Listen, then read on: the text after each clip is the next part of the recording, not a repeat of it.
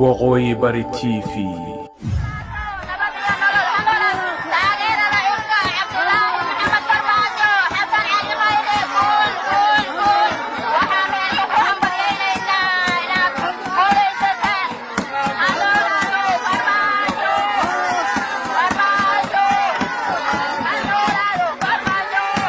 ummadda Soomaaliyeed meel kasta ay joogto waxaan ku salaamayaa assalaamu calaykum salaamka muslimka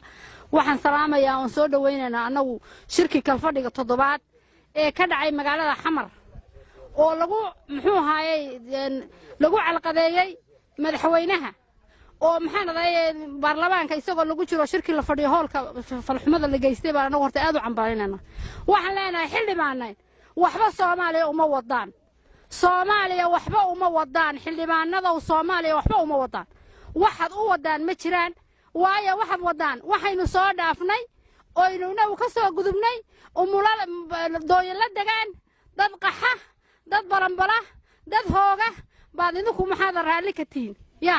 oo macnaha anu waxa hadda muxuu isu soo baxayagana wuxuu daaran yahay isu soo baxyada Soomaaliya ka dhacayay mudooyinkii socday wuxuu daba socdaa kala fadhigii toddobaad ee baarlamaanka Soomaaliya intan oo shacbi waxay isugu soo baxeen inay muujiyaan taageerada ay u hayaan xukuumadda Soomaaliya ee garwadeenka ka yahay Maxamed Cabdullaahi Maxamed Farmaajo iyo Xasan Cali Khayre ra'iisul wasaaraha Soomaaliya intani waxay ka midaysan tahay aragtida Soomaali weyn iyo in Soomaali israacdo Soomaali mid ahaato Soomaali Allah ka saaro qobnaanta iyo waxa ku kala dhex jira waxaanu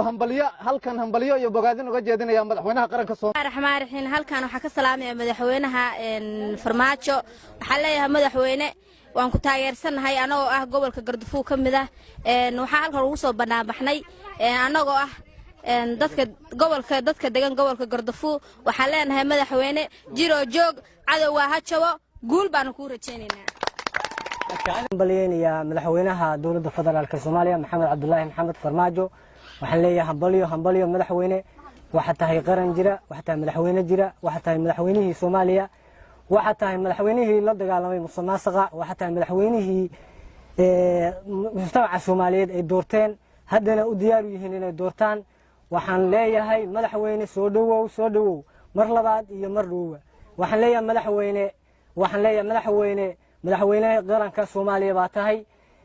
waa ku hambalyeynayna anigoo ku hadlay magaca dhalinyarada degmada Bareeda waxaan leenahay madaxweynihii hajiro waxaan aad u dhaliilayaa xildhibaankii madaxweynaha golaha baarlamaanka mikrofoonka qaatay waxaan leeyahay xildhibaan maadaama mas'uulkii golaha xildhibaanada tahay Soomaaliya wax laga xushumo ama waxaan macquul ahayn baa ku hadashay